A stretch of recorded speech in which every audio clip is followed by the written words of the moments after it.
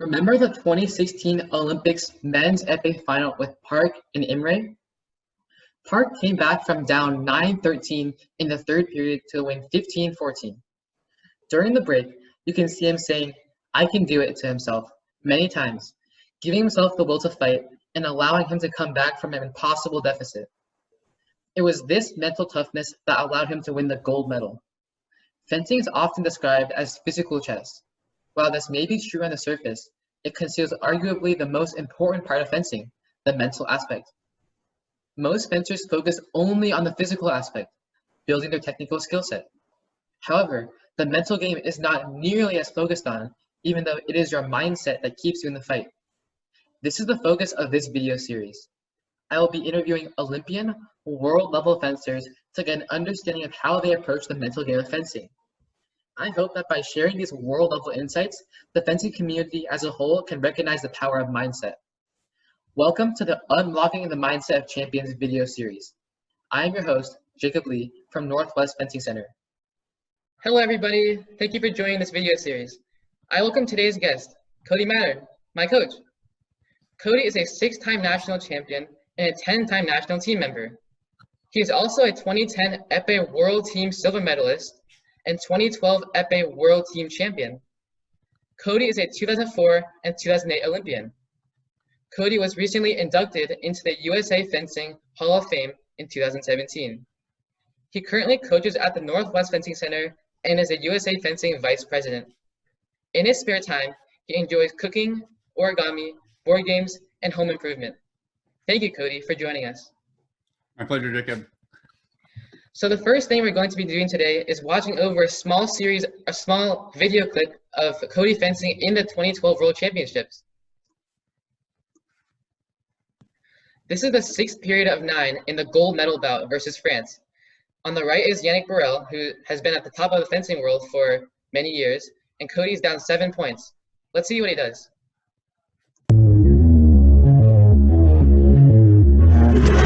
USA are trailing 19-24 to France in the gold medal match at the World Fencing Championships 2012.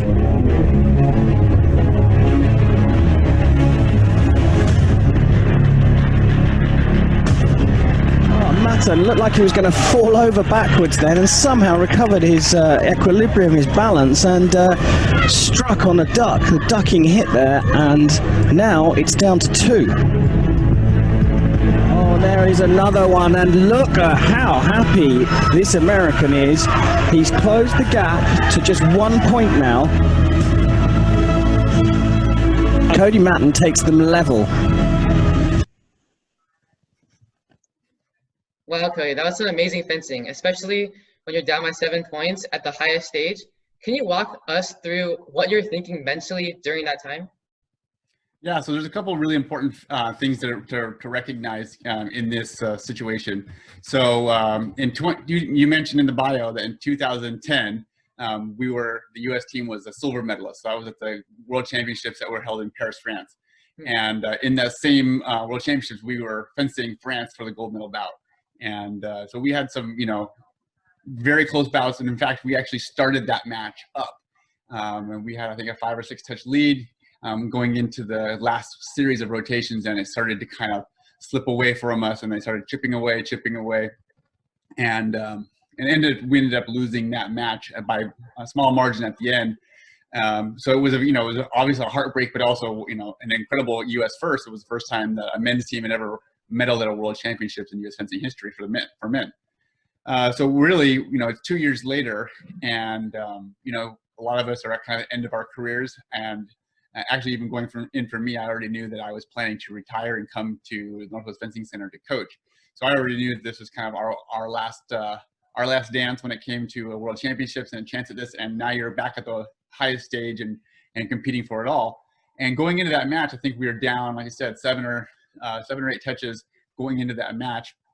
And one of the things that really came out of a lot of those years of training together was mental toughness and also really honesty and ability to communicate. So my teammate, Seth Kelsey, comes to me and he hooks me up at that match and he's like, "Cody, you got to go crazy.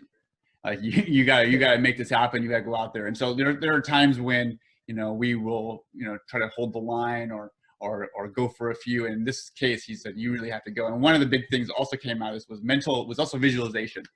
So I think one of the mental game is the mental toughness of knowing what you need and having the trust from your teammates and your coaches, things like that, to support you along the way. And the other part of it was visualization, which also came with our national coach, Sebastian Dos Santos, who had, in preparation for these world championships, showed us a lot of different videos of different teams that we might come across. And one of those videos was a video of the Italian team, and in particular about where Yannick Burrell, the French fencer, was fencing Traeger from Italy. And in this bout with Traeger, Burrell, when Traeger was moving like crazy in and out, it was as if Burrell, for whatever reason, just couldn't see him, or his reaction speeds were dull.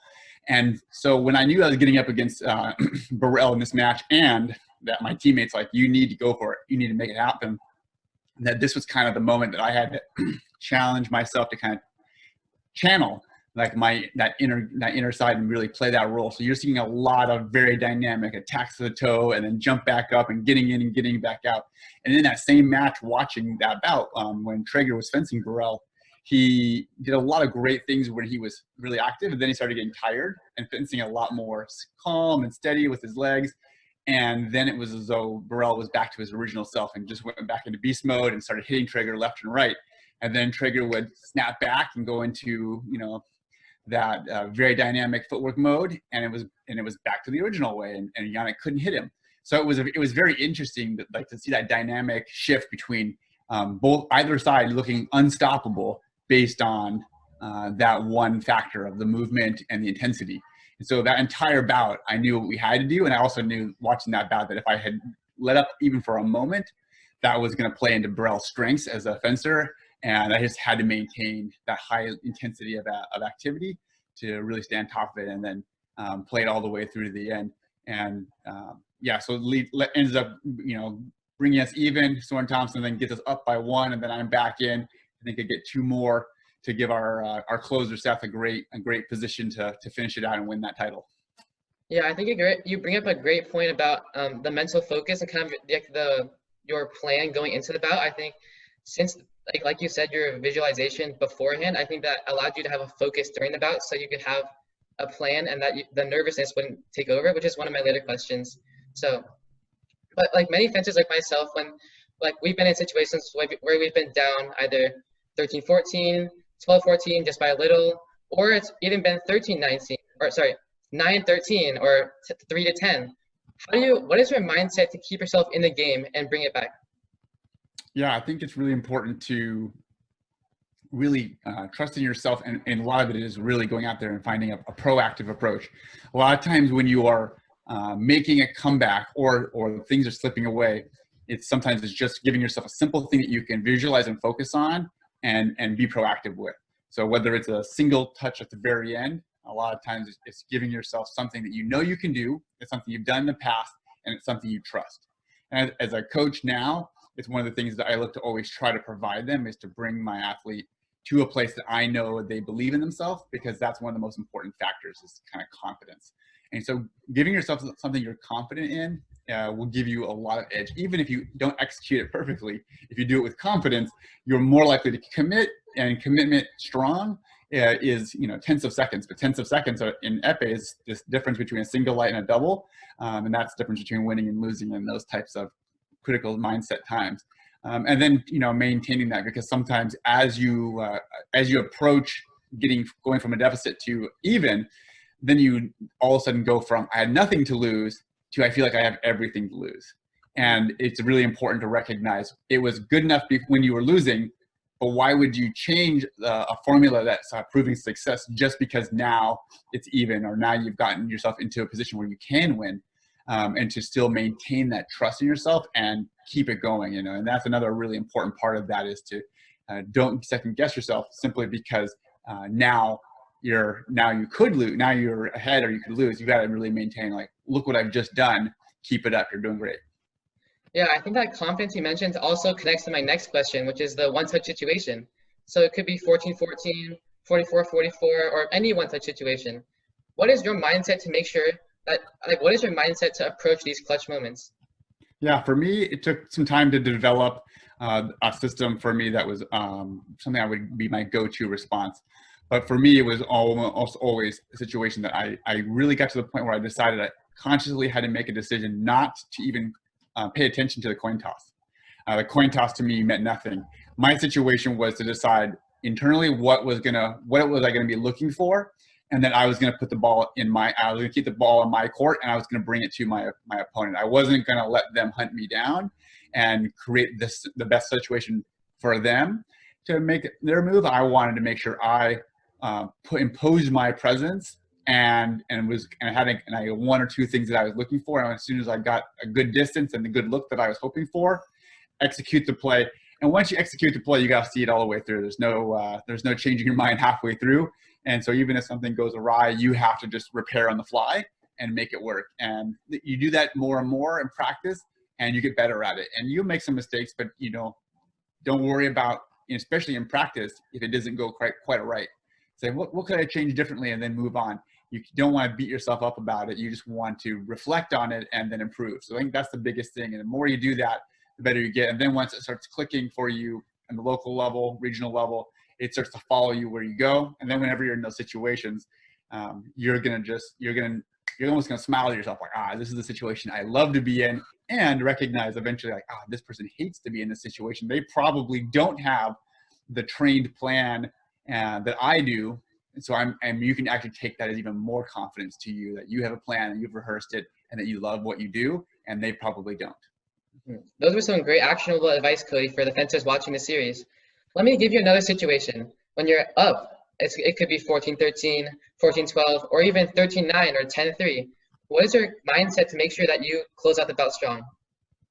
Yeah, so it really depends on obviously what's been going on throughout the bout.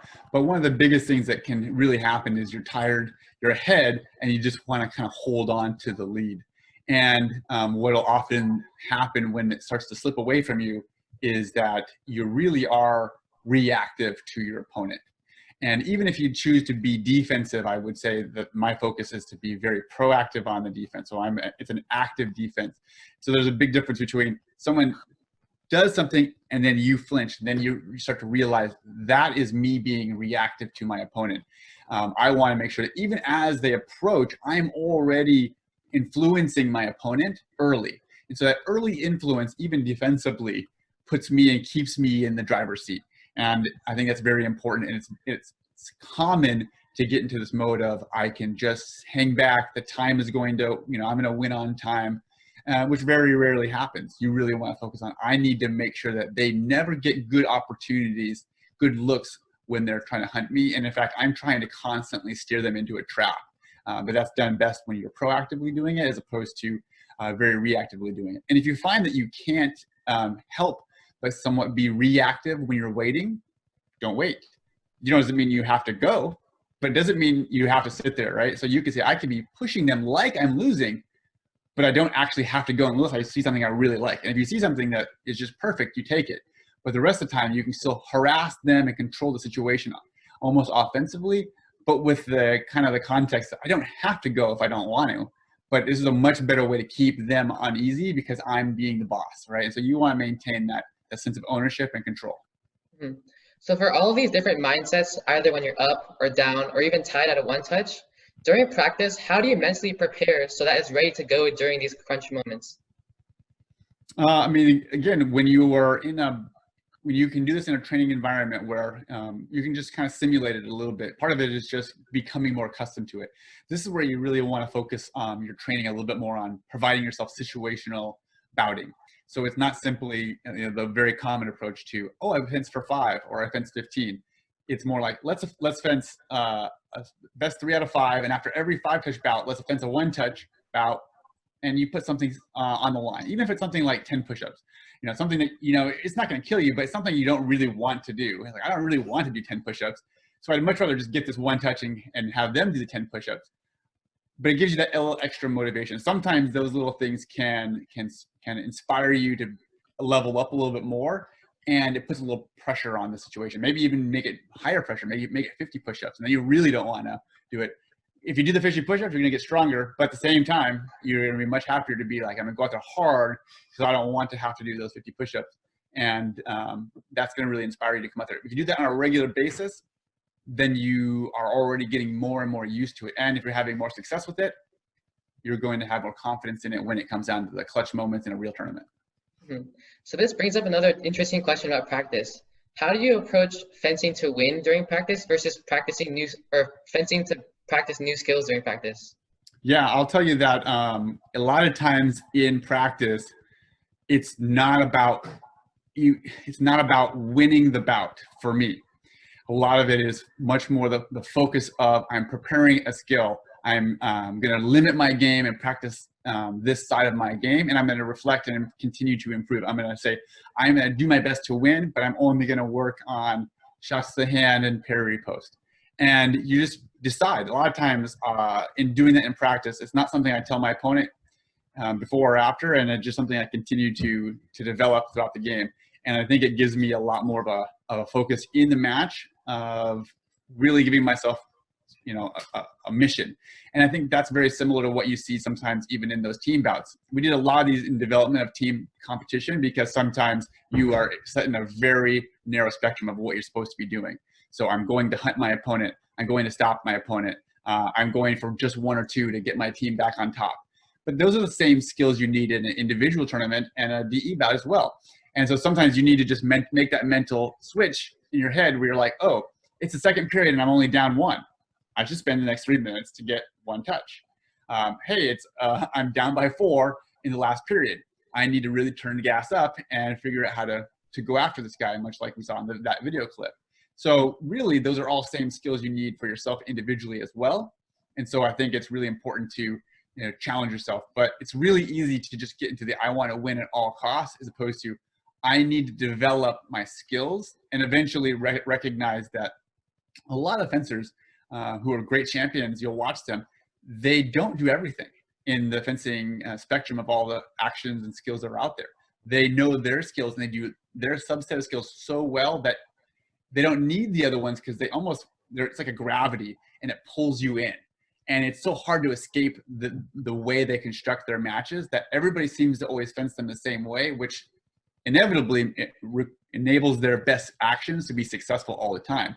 And so, eventually what you do is you expose yourself to a lot of skills and then you kind of figure out which ones make up your game. And once you have a core sense of your game, then it's really refining and developing that core game. And then once that core game is good, then you're kind of working on what we're talking about a little bit, which is sometimes the special teams, which is, what do I do when I'm down by 2? How do I approach that? How do I approach, 20 seconds remaining in the match?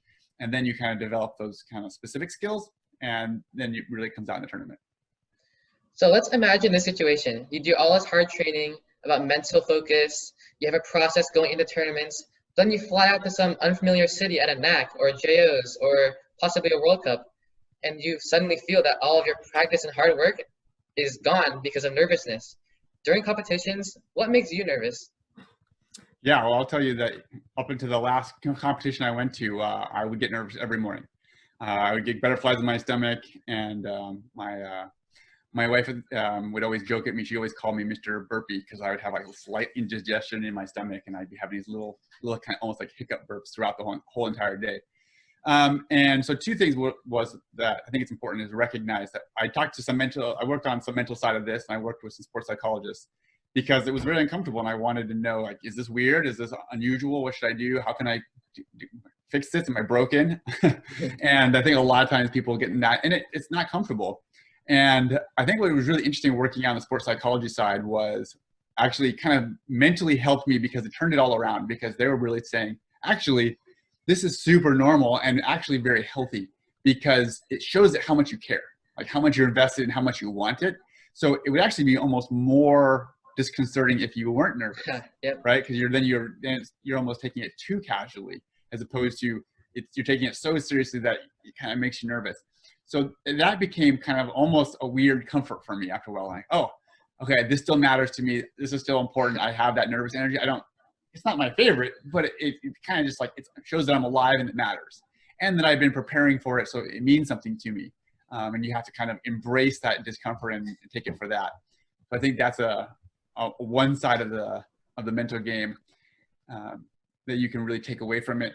And And then the other side of it is to kind of just recognize sometimes you need to have a lot of fight in a match and being able to do that. But sometimes the fight takes over and it goes beyond your levels of control. And that was another side that I worked on with Coach Sebastian Dos Santos, where he kind of created what was a reset strategy. I had a lot of like fight or flight, intensity. I get really fired up, as you can see in some of that video there.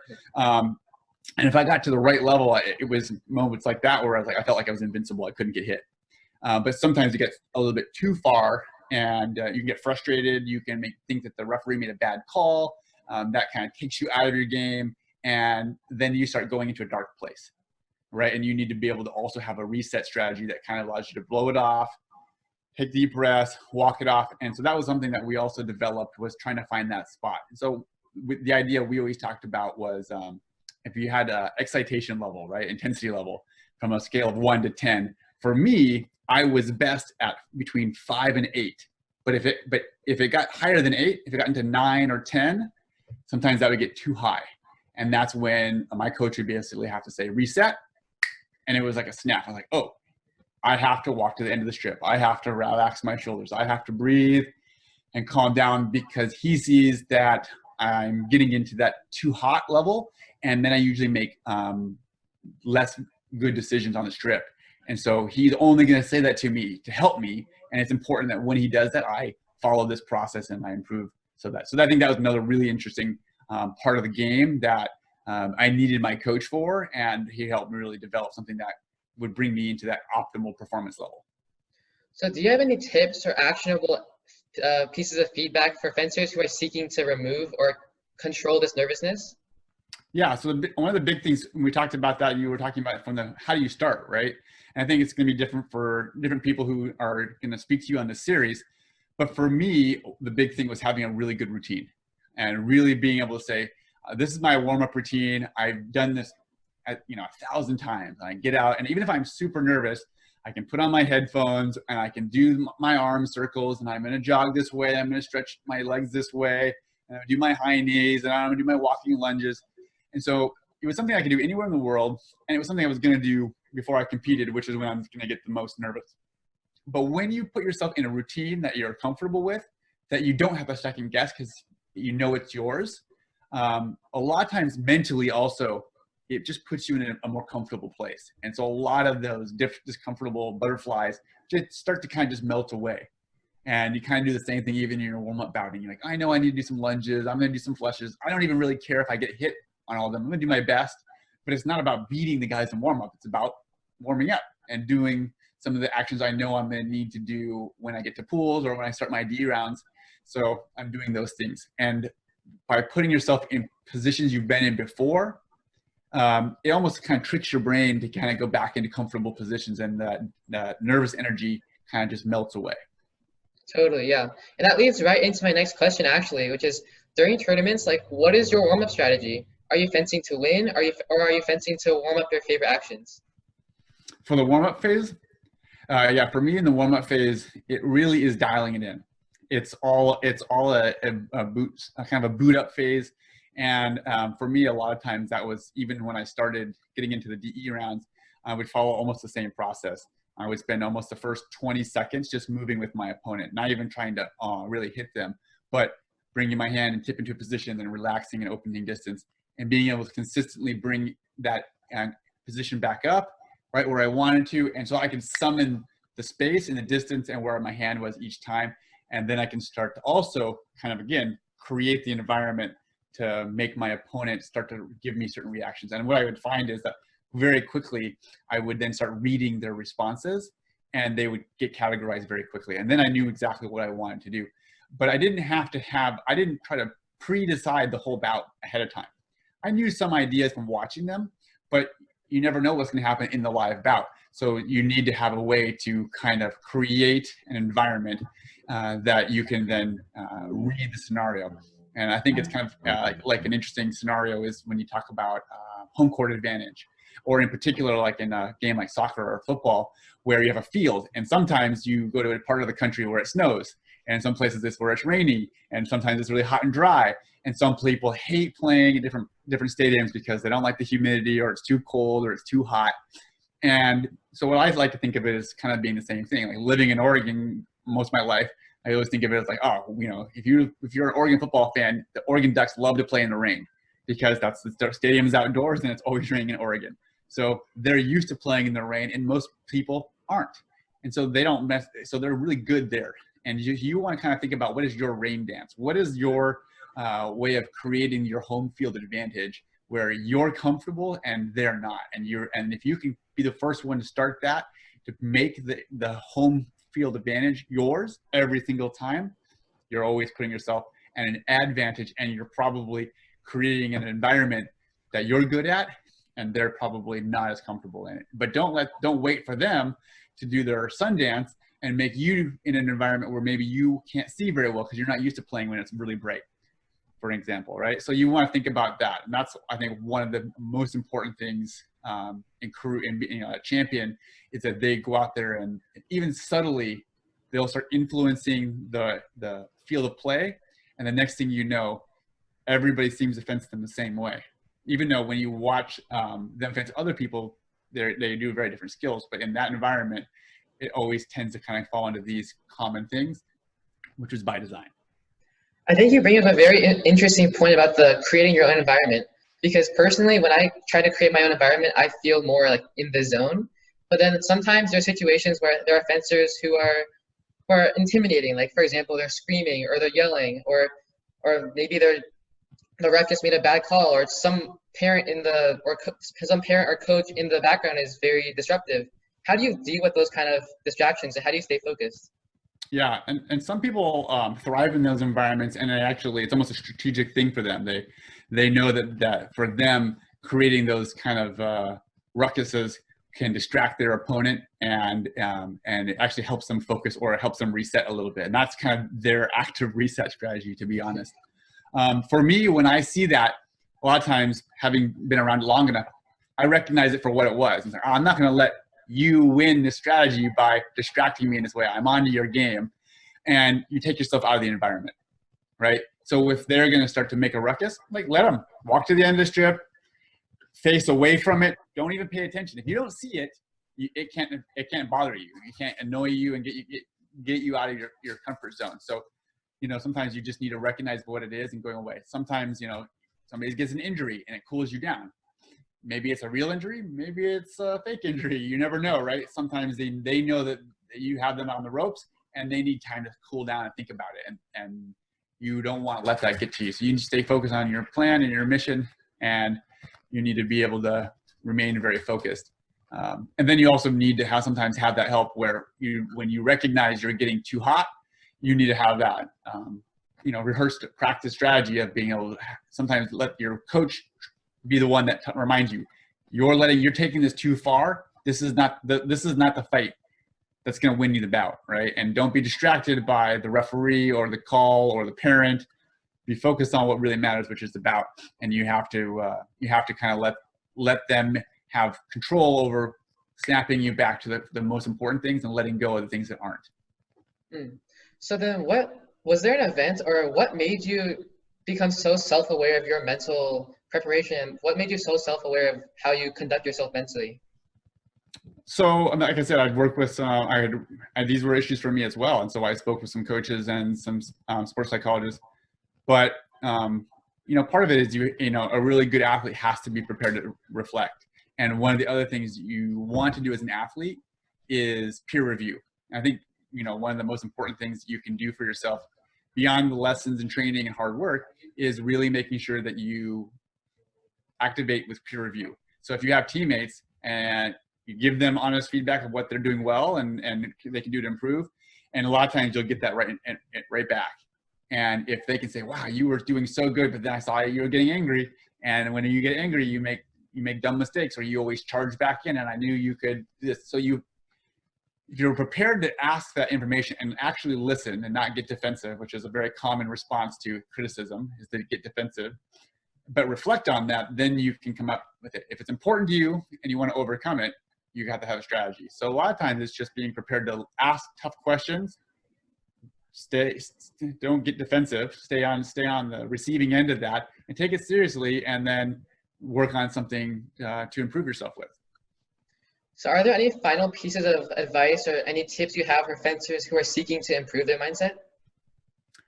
I think the biggest one is, nowadays, I think it's really one of the greatest tools we have nowadays, mentally and physically, is video review. And sometimes it's awkward to watch yourself fence, and sometimes you may want to watch yourself fence with a coach or a teammate to, again, look at it for what the pros and what you're doing well, and the cons of what you need to improve. And look at it really in that respect, like it's what I'm good at, and you really need to know what you're good at. A lot of fencers, they are quick to beat themselves up, and kind of that can put you into a negative spiral, right? You really want to know, what am I good at? What am I best at? Because it's really easy to get stuck in that negative feedback loop and just focus on what you think you're bad at. But even the things you're bad at or you're not as good as you'd like, you want to focus on it as like you said, an actionable plan, right? So what am I going to do to improve on that? These are things I want to get better at, not things I'm bad at, things that I'm going to improve. Well, that goes right into our other thing. Well, what do you do in training? Do you train to win, or do you train to improve? I train to improve, right? So you focus on ways that you can do that. And you just pick one or two things. Don't try to improve 10 things at once. You'll fail every time. It's like trying to go out there and take 10 balls and just start juggling when you don't even know how to juggle 2. If you do that, you'll never learn how to juggle. When you learn to juggle, you just start with 1, you're just couching it up and down. 1 to 2 is all you need in the beginning to really focus on improving a skill. And it's way easier to mentally focus and to make small adjustments to improve it, because a lot of it's going to be trial and error, and that's okay. But if you have too many variables you're trying to tweak, you'll never quite know which one is going to get you dialed in. So those would be my biggest things: is recognize video, really work on 1 or 2 things at a time, and be super open to collaborative review with your coaches and your peers. Wow, Cody, thank you so much for all those great insights. Thank you, Jacob. So as you can see, Cody's mindset allowed him to have consistent, sustained success. Mindset and mental toughness are some of the most overlooked tools of fencing that any fencer can use to improve their fencing, including you. I hope that by watching this video, you can get some ideas about what the best in the business are doing themselves. I am your host, Jacob Lei, and thank you for watching. Thank you, Jacob.